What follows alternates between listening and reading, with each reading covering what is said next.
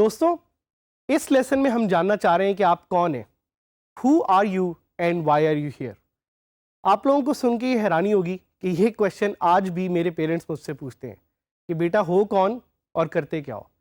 ख़ास तौर पे आईटी की दुनिया में जिधर रोज़ एक नई चीज़, एक नई टेक्नोलॉजी, एक नई मेथडोलॉजी आ रही है, लोग आपसे कॉन्स्टेंटली पूछेंगे कि आप हैं कौन और आप क्या करते हैं और आप किस तरह की सर्विसेज प्रोवाइड करते हैं। और ये क्वेश्चन आपसे ना सिर्फ आपके लर्निंग जर्नी के स्टार्ट में पूछा जाएगा बल्कि आपसे बाद में भी पूछा जाएगा as you go on and progress in life. इसलिए मैं आपसे पूछना चाहता हूं, who are you exactly. But before I ask this question, मैं आपसे एक और सवाल करना चाहता हूं, और वो सवाल ये है कि क्या आप मुझे बता सकते हैं कि दुनिया के वो लोग जो बहुत सक्सेसफुल हुए, उन सारे लोगों में वो एक कॉमन ट्रेट या फीचर क्या है। चलें ये छोड़ें, क्या आप ये बता सकते हैं कि दुनिया के वो लोग जो सिर्फ आईटी के शोबे में मशहूर हुए, उनमें क्या एक फीचर या क्या एक ट्रेट कॉमन है। सोचें, थोड़ा और सोचें।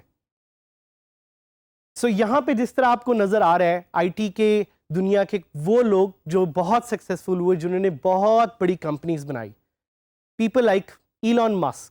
इलॉन मस्क कौन है? इलॉन मस्क ने दो कंपनीज बनाई जिनके लिए हम उन्हें जानते हैं। एक कंपनी का नाम है टेस्ला जो कि गाड़ियां बनाती है, और एक कंपनी का नाम है स्पेस एक्स जो स्पेस के लिए डिफरेंट तरह के त्यारे बनाती है। इलॉन को छोड़ दें, किसी और एंटरप्रेन्योर की तरफ आते हैं। Let's look at Steve Jobs. कौन है Steve Jobs? Steve Jobs invented something that we know as iPhone, और आईफोन ने पूरी दुनिया में एक तहलका मचा दिया। ये वो कुछ आईटी के बादशाह हैं जिन्होंने पूरी दुनिया को रेवोल्यूशनाइज कर दिया। But let's look at some of the other names. Jeff Bezos, इन्होंने अमेजॉन बनाया। जैक मा, इन्होंने अली बाबा बनाया। Both these companies are more than $500 billion companies working in e-commerce. Let's look at some other names. Mark Zuckerberg. कितने लोगों ने यहाँ पे mark Zuckerberg का नाम सुना हुआ है? What is that one product that you use that Mark created? It's Facebook. So question वही है कि क्या वो एक ऐसी चीज है जो इन सब लोगों में कॉमन है? क्या ये एक तरह के कपड़े पहनते हैं? क्या ये एक तरह का खाना खाते हैं? क्या सबको बर्गर पसंद है? क्या ये एक तरह की घड़ी पहनते हैं? या क्या ये एक तरह की गाड़ी चलाते हैं? आई होप अभी तक आप लोगों ने इसके बारे में सोचा होगा, and you must have an answer.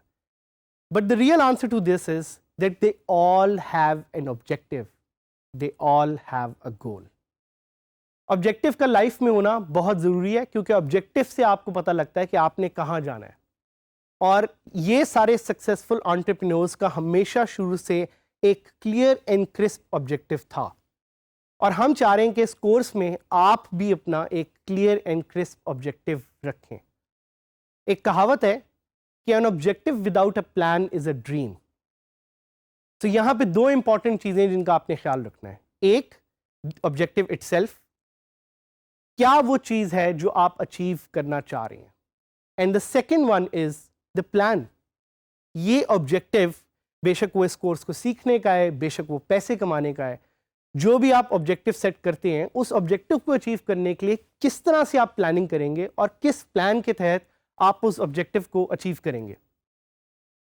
इसका एक सीक्वेंशियल प्रोसेस है जो स्टार्ट होता है गोल से। सबसे टॉप पे आपका गोल है, आपका एक 5 year goal.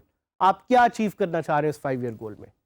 Then comes the objective part, कि आप उस गोल को अचीव करने के लिए अपना एक क्या ऑब्जेक्टिव सेट करेंगे। इसके बारे में सोचना बहुत जरूरी है। The third one is the strategy. Objective तो आपको पता है कि क्या करना है, बट आप उसे करेंगे किस तरह, और किस तरह से आप अपनी सर्कमस्टांसेस को और अपने हालात को चेंज करेंगे to achieve your objective. And the fourth most important part, tactics and the tools. So these tactics and tools are the functional components that you will use to achieve your objective. और ये sequential process जो आपको नजर आ रहा है, this will help you become a successful entrepreneur or a successful freelancer.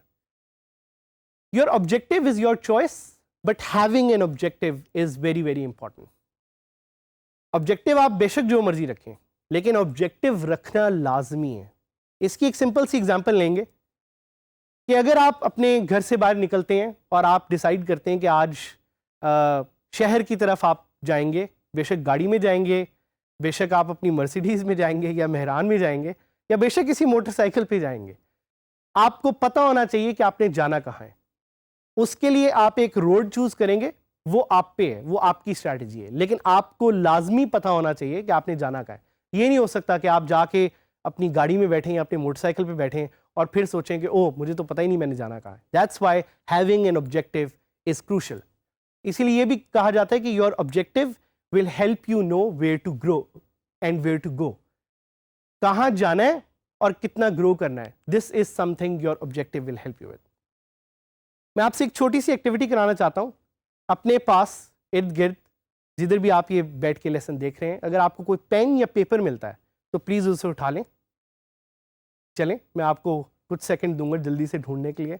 And I hope अभी तक आपने वो पेन और पेपर ढूंढ लिया. उस पेन और पेपर पे मैं चाहता हूँ आप अपना क्लियर ऑब्जेक्टिव डिफाइन करें कि आप क्या करना चाह रहे हैं इस कोर्स के साथ. हम कुछ टाइप्स ऑफ ऑब्जेक्टिव एक्सप्लोर करते हैं which will help you make a clear objective. So let's say आप ये ऑब्जेक्टिव रखते हैं कि मैं by end of this course या बाय एंड ऑफ 1 ईयर $100,000 कमाना चाहता हूँ या चाहती हूँ. That is a very clear objective. आप अपना गोल कम भी कर सकते हैं, गोल रखना टोटली आप पे है, but as I remind you कि having a goal is very much important. या आप कह सकते हैं कि my objective is to learn WordPress skills.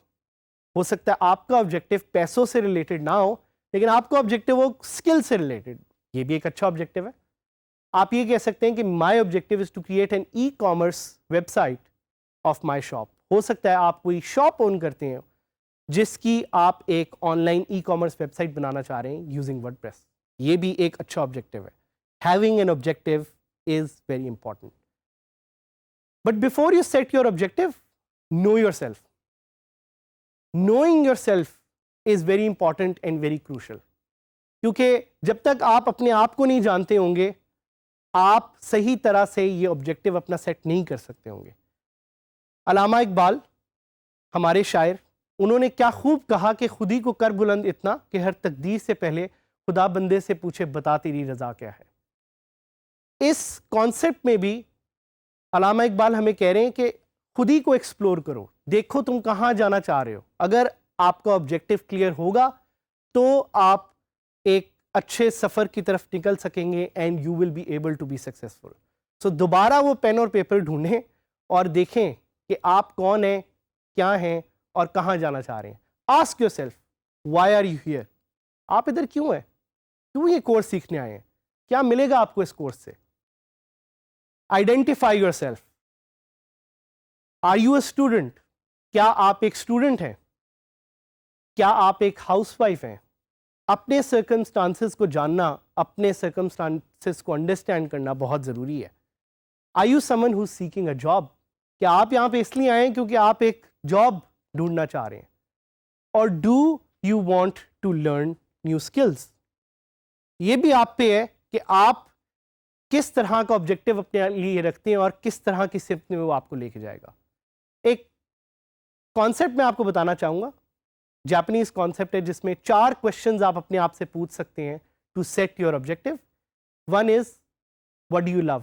आपको क्या पसंद है, पेन और पेपर पे ये लिखें. What are you good at. क्या एक ऐसी स्किल है या चीज़ है जिसका आपको शौक है, जो आप करना चाहते हैं. What do you need right now. क्या चीज़ें आपको चाहिए अपने आप को सक्सेसफुल करने के लिए. And the 4th and final question, what can you be paid for. आप अपनी सारी स्किल्स, अपनी ये सारी चीज़ें जो आप सीख रहे हैं, इनसे कैसे पैसे बना सकते हैं. ये जापानीज़ कॉन्सेप्ट है इकिगाई. इसको प्लीज़ जाके सर्च करें, इस पर थोड़ा सा रिफ्लेक्ट करें और हमारे फेसबुक ग्रुप डिजिटल स्किल्स के उधर जाके इसके बारे में पोस्ट करें. So a summary of this whole lesson is कि अपने आप को जानें, देखें आप यहाँ पे क्यों आए हैं और अपना ऑब्जेक्टिव क्लियर और सिंपल सेट करें so you can become a successful freelancer and entrepreneur.